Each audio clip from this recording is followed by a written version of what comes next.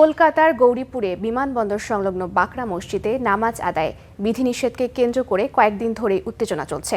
জুমার দিন 1 কোটি মুসল্লির বিক্ষোভের ঘোষণায় গোটা বিমানবন্দর সংলগ্ন এলাকায় জোরদার করা হয় নিরাপত্তা। 144 ধারা জারি করে 4 বা তার বেশি মানুষের জামায়াতে নিষেধাজ্ঞা দেয় প্রশাসন।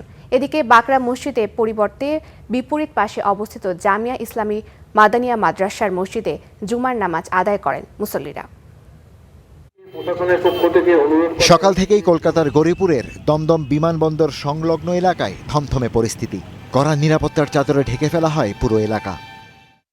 বিমানবন্দরের ভেতরে 136 বছর পুরনো বাকরা মসজিদে নামাজ আদায়ে সরকারি বিধিনিষেধের প্রতিবাদ কর্মসূচিকে ঘিরে জারি করা হয় 144 ধারা।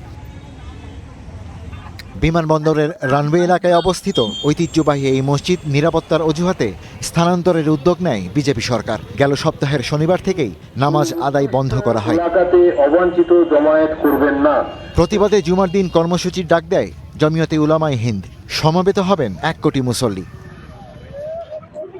যদিও বিধিনিষেধের কারণে বাকরা মসজিদে জুমার নামাজ হয়নি, তবে ঠিক বিপরীতে অবস্থিত জামিয়া ইসলামিয়া মাদানিয়া মাদ্রাসার মসজিদে জুমার নামাজ আদায় করেন হাজারো মুসল্লি।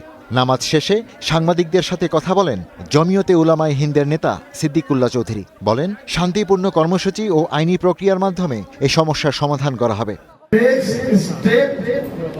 এক হলো আদালত, আর একটা হলো অফিসিয়ালি চিঠি রাজ্যবাসীর পক্ষ থেকে, সেটা কমিটি আলোচনা ঠিক করবে।